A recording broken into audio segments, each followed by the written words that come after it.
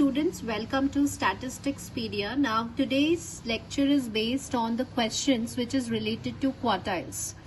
Now in the previous video we discussed about the quartiles क्या होते हैं और उन पर आज हम बेस्ड क्वेश्चंस करेंगे जो बहुत हेल्पफुल रहेंगे आपके लिए for the entrance exams which are और फॉर द कॉम्पिटिटिव एग्जाम्स. चलिए फर्स्ट क्वेश्चन देखते हैं. The number of the partition values in case of the quartiles and 4 options are given to us. Now अगर आपको ध्यान है प्रीवियस लेक्चर में और अगर आपने शॉर्ट नोट्स वाला वीडियो नहीं देखा है तो please do visit to that short notes video which is based on the quartiles, क्योंकि अगर आप वो देख करके अगर इन क्वेश्चंस को सॉल्व करेंगे तो आप फटाफट इसको सॉल्व कर पाएंगे. But let's recall about the topic कि लास्ट उस वीडियो में हमने क्या देखा था कि ये जो होते हैं इन्हें हम कहते हैं पार्टीशन वैल्यूज. तो क्वेश्चन क्या है, कितनी पार्टीशन वैल्यूज जो हैं वो क्वार्टाइल्स के केस में होती हैं. तो आप देख रहे हो 1, 2 एंड 3. तो 3 वैल्यूज जो हैं वो क्वार्टाइल्स के केस में होती है. सो answer for this question will B 3. Suppose अगर ये क्वेश्चन ऐसे होता कि 3 partition values divide the data set into how many parts. तो आप देख रहे हैं कि अगर आपके पास ये 3 पॉइंट्स हैं तो ये कितने पार्ट्स में डिवाइड कर रहा है, 4 पार्ट्स में डिवाइड कर रहा है. तब हमारा ऑप्शन क्या होता, 4 होता. ठीक है, तो ऐसे भी आपका क्वेश्चन आ सकता है. The first quartile divides the frequency distribution in the ratio. अब हम थोड़ा सा रिकॉल करेंगे इसको. अब क्वेश्चन क्या है कि फर्स्ट क्वार्टाइल आपके डेटा सेट को कितने रेशियो में डिवाइड करता है. तो स्टूडेंट्स आपको पता है कि जो क्वार्टाइल्स हैं वो 4 इक्वल पार्ट्स में डिवाइड करते हैं और हर पार्ट में कितना एरिया होगा, ऑब्वियसली 25% एरिया होगा.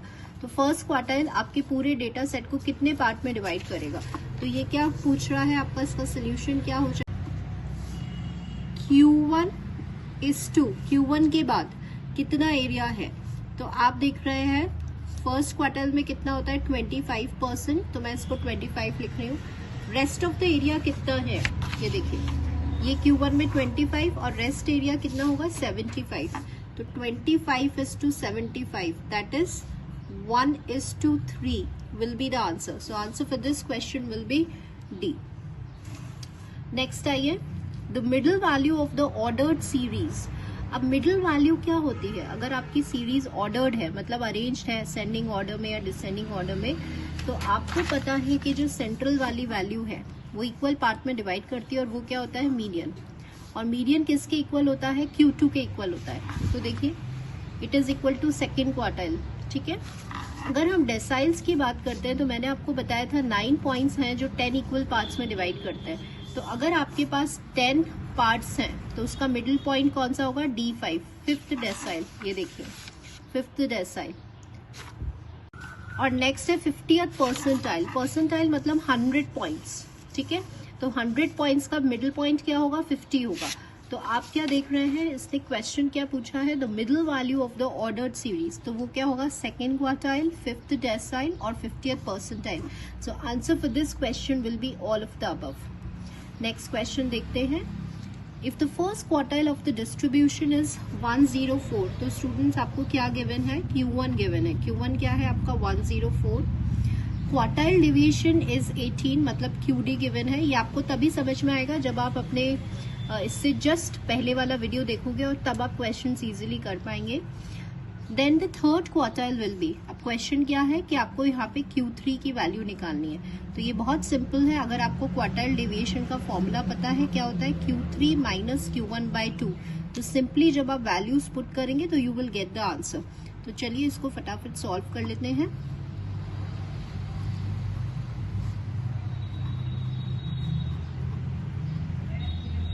हो गया और ये इधर आया तो Q3 की वैल्यू हो गई आपकी 104 + 36. So that counts to 140. So answer for this question will be सी.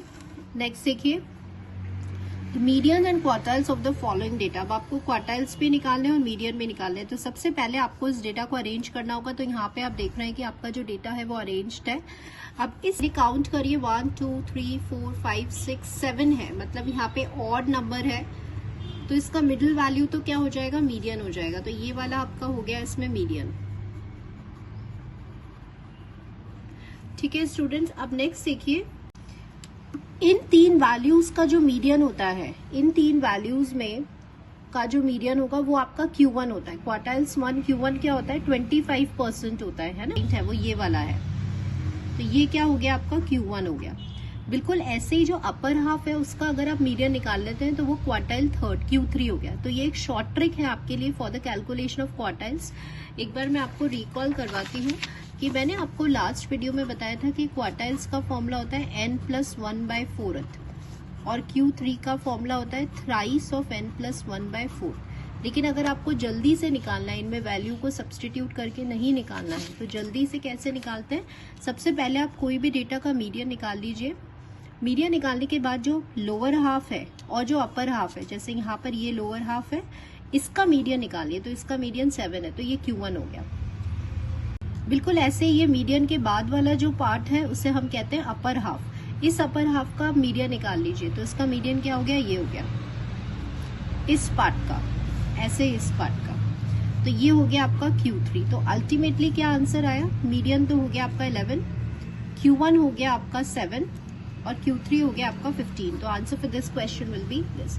तो अगर upper quartile for this set this be, तो सबसे पहले देखिए कि आपका डेटा अरेंज है कि नहीं। तो यहाँ पे हमें डेटा अरेंज नहीं मिल रहा, तो पहले अपन इसको ऑर्डर में अरेंज करेंगे, उसके बाद अपर क्वार्टाइल निकालेंगे।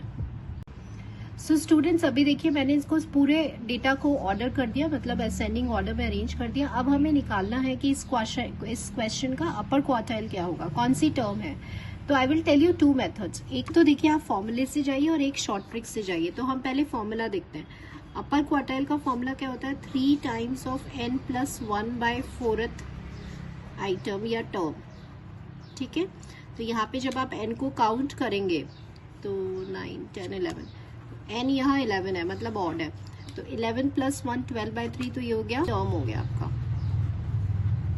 जब आप n को यहाँ 11 पुट करेंगे, तो एक तो ये फॉर्मूला है। बट अगर आप फॉर्मूले से नहीं जाना चाहते तो एक शॉर्ट ट्रिक अभी हमने इस क्वेश्चन में क्या देखी है कि आप इसका मिड वैल्यू निकाल लीजिए, मीडियन निकाल लीजिए। तो मीडियन क्या हो जाएगा, 1 2 3 4 5 टर्म्स का हो जाएगा। ये मीडियन हो गया 1 2 3 4 5। हाँ, तो ये बीच वाला वैल्यू हो गया आपका मीडियन।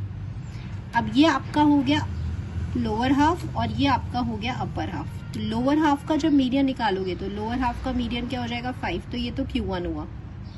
और अपर हाफ का मीडियन निकालोगे तो क्या हो गया 18, ये Q3 हो गया। तो ये तो आपका Q3 हो गया और ये आपका Q1 हो गया।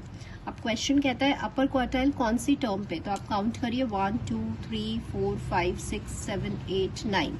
यहाँ पे भी 9 आ रहा था और यहाँ पे भी 9 आ रहा है। तो answer for this question will B 9।